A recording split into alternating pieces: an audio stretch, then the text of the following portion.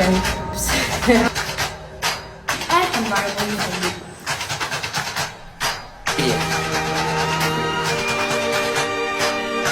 And can also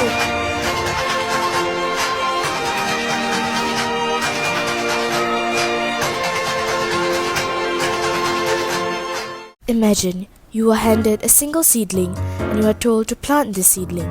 You eagerly await the moment when it will bear fruit, a symbol of life. However, as the days turn into weeks and weeks into months, you find yourself immersed in a profound lesson in patience. And finally, after 4 months, it produces a single fruit.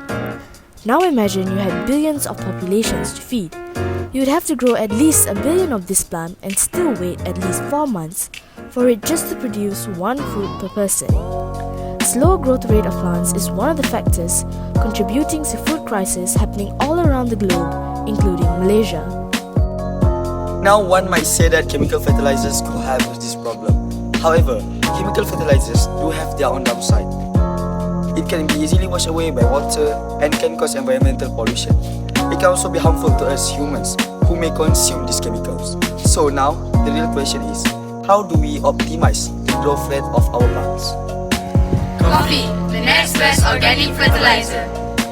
Stage 1, the germination period. 5 tomato plants were left to germinate and grow for 4 weeks. The purpose of this was to make sure the root had strengthened.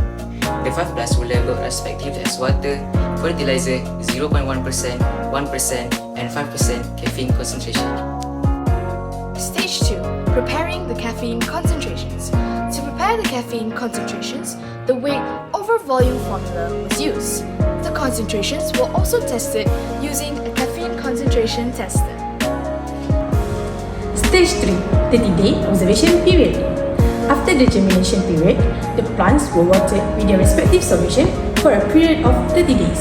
Based on previous researches, caffeine is known to make soil become dry. Thus, the plants which were watered with caffeine concentration were also watered with a little bit of water.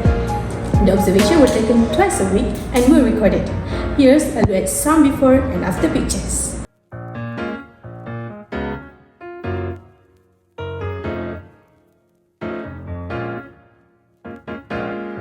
The growth rate of these plants were measured through the total height and total branches grown. Here are the charts for the total height grown. 0.1% caffeine concentration grew the most with a total of 79 cm, while the fertilized plant only grew 14 cm. Here are the charts for the total branches grown.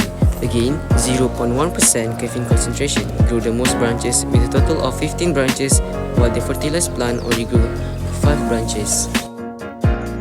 Now, let's talk about the potential commercialization of this project. Firstly, sustainable waste management partnerships. Coffee shops and other establishments that generate coffee grounds can become potential partners for sourcing caffeine-rich organic material. Establishing partnerships for waste collection and repurposing can create a sustainable supply chain for caffeine-based fertilizers. Secondly, product development and formulations.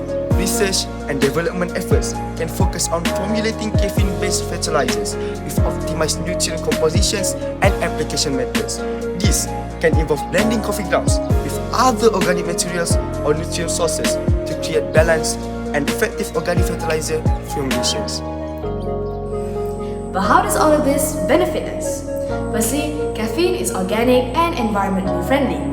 By using caffeine as a fertilizer, we are opting for a more organic and environmentally friendly approach, thus minimizing the use of synthetic chemicals that may harm the soil or water.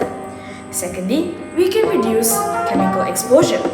Chemical fertilizers often contain synthetic compounds that can have negative effects on human health. By utilizing caffeine as an organic fertilizer, we are promoting a safer and healthier environment for all. It can also be economically beneficial for local communities. Utilizing locally available resources, such as caffeine, can create opportunities for waste management and recycling initiatives, while also supporting local businesses and promoting a circular economy. Lastly, we can help achieve the second SDG, which is to end hunger, achieve food security and improve nutrition, and promote sustainable agriculture.